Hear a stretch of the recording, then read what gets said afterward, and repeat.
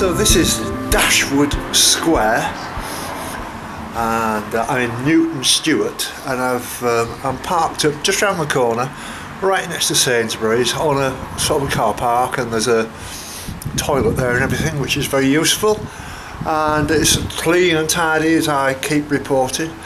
But it's only about 8:15 now, and when I arrived here, I came here this morning actually. I stayed again in Kirkcudbright last night because I knew it was a safe bet, because I know that I've got internet, which I put a film on actually. I didn't get finished until about 11 o'clock. I didn't get to bed till about 11:30 actually, and I slept through until about 6 this morning. I've got a stinking cold coming on, so it's not only my computers that are suffering with the dampness in the van, it's me now. I've been blowing my nose over and over.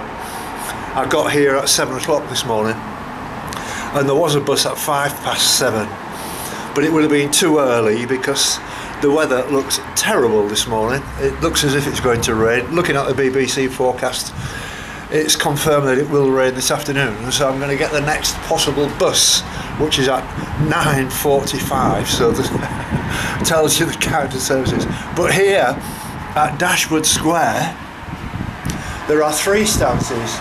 There's a chap stood over about 100 yards away, and I went and asked him, decent sort of bloke. He says, "You're over here, mate, for the 9:45, the 500, it'll take you to Creetown." So I've had it absolutely confirmed. Yesterday was a disaster, and I got quite angry, if I'm to be honest, because I went to catch the 3:35. I arrived in Creetown at 3 o'clock, and there was a bus due at 3:35, and it didn't arrive. And so I rang the helpline kind of thing and had a real moan at the West Scotland bus service, because the information was probably 2 years old and 2 years out of date, and they were saying it's not our problem, we are the bus service, it's the council's problem, it's them that change they do something like that. They change all the timetables in all the different bus stops, which is not good enough for me, you know. And they say, "Oh, you should just use the internet." Well, what if I couldn't? What if I didn't have the internet to use? And so yes, I've taken that advice, and I've double checked and treble checked and every kind of possibility, because I could have been hanging around there until 6:30 had it not been for a couple who were in a nice sort of Ford Transit. It was an old camper van, but they were very nice people, and they could see me having an irate conversation with the bus company, and they just stopped and said, "Would you like a lift?" I can't remember the names. They're very nice people, and they dropped me off exactly where I wanted to be in Gates something, and wonderful people, and they were going to do the camping and stuff there. There's a campsite there. So I've got a cold. Hopefully by 9:45 it's going to be a bit warmer, and it's only about a 6-mile walk, 7-mile walk, so I'll be getting back into bed and getting tucked up and keeping myself warm. And this really is awful, this weather, you know. It's a long, when I say a long way, I wouldn't want to think, oh, well, I'm going back to Manchester, because it's probably just the same there. It would take a lot of messing around, and I'd have to take all the stuff out of my van.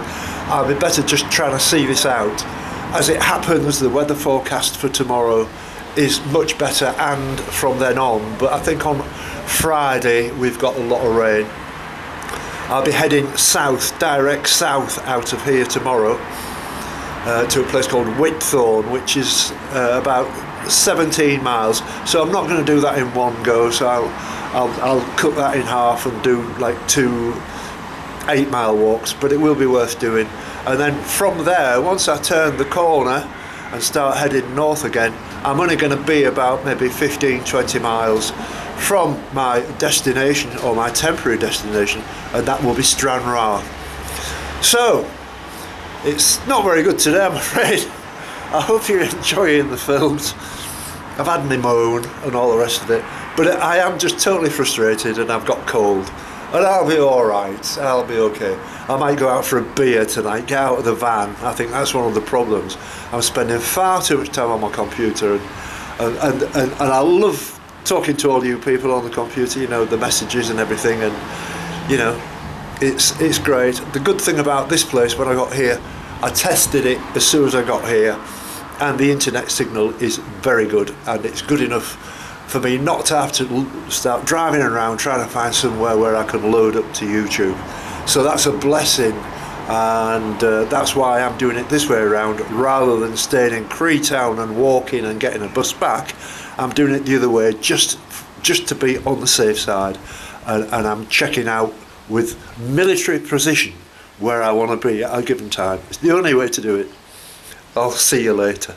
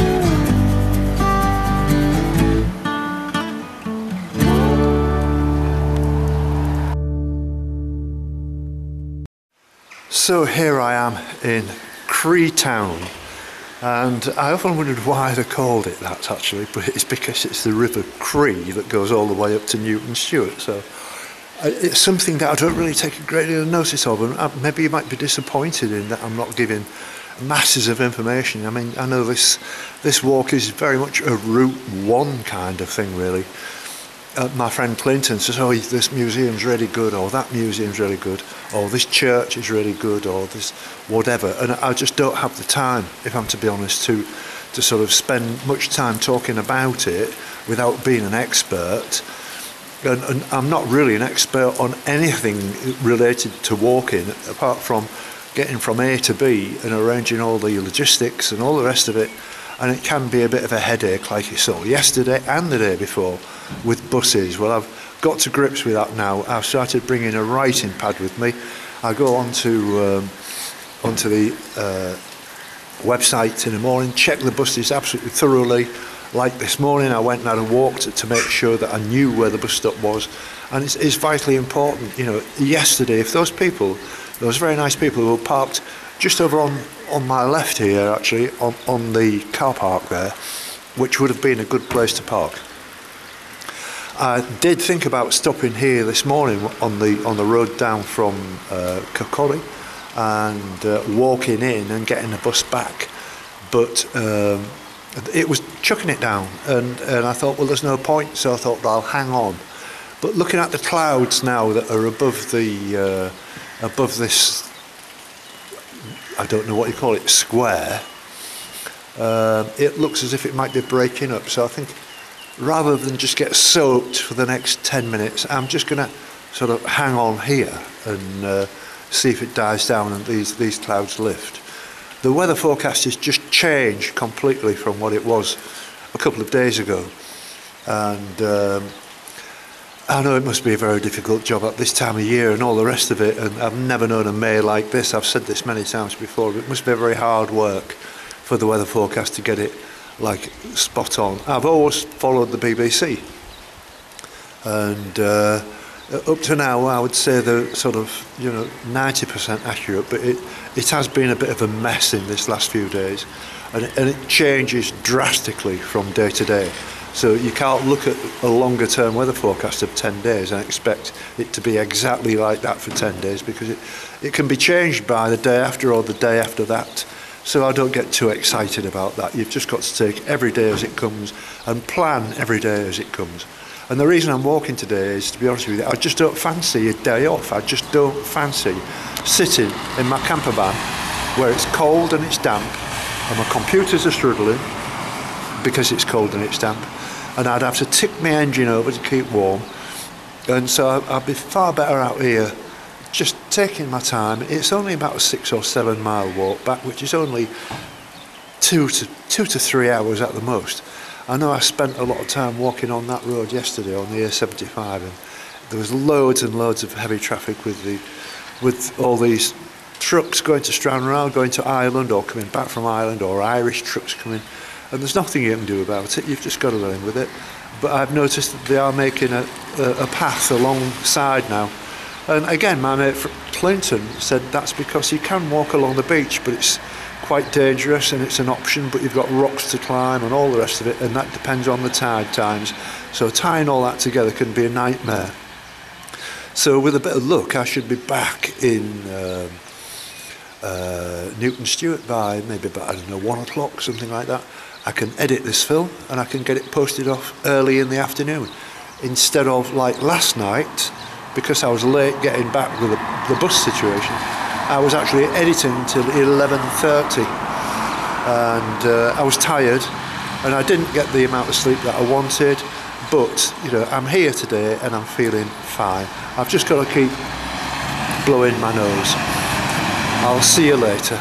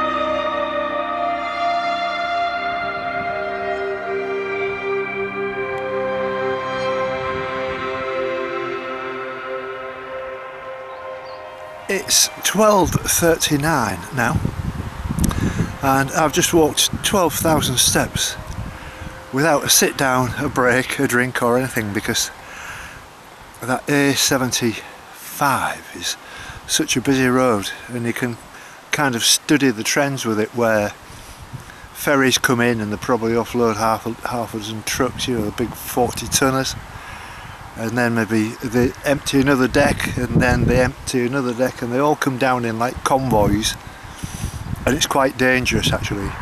What I tend to do is, when they're heading towards me, I can see them in the distance, I get across to the other side of the road, because they're travelling that close together, they wouldn't see me in a hurry, and so I find that dangerous. So instead of walking towards the traffic, I walk with my back to the traffic, and that's on the left side. But you know, I do like to see what's going on in front of me. You know, some of these drivers cut it so fine, even on a road that's 35 feet wide, they still come far too close. Most of them are all right, but some of them, you know, no, it's wrong. And for all of you who watched my epic of crossing Essex, that was in about April, May, something like that, in 2019. This isn't the same as that, because they were like twisty bendy little B roads and minor A roads. I mean, this is like a, you know, this is a major trunk route. You know, it links England to Ireland, you know, via Stranraer, and there really is a lot of traffic on this road. It's quite surprised me. I mean, I'm sat here. I've come off the road. I think I'm at a place called Black Toft or something like that. I found a seat actually outside a house, and you can hear the drone of the traffic, and these people must be able to hear that 24/7.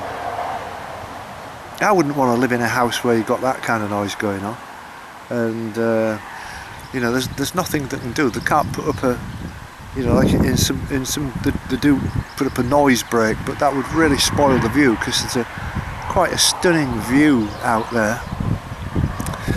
Anyway, so I'm waffling a bit really, but I haven't got far to go now. I'm toying with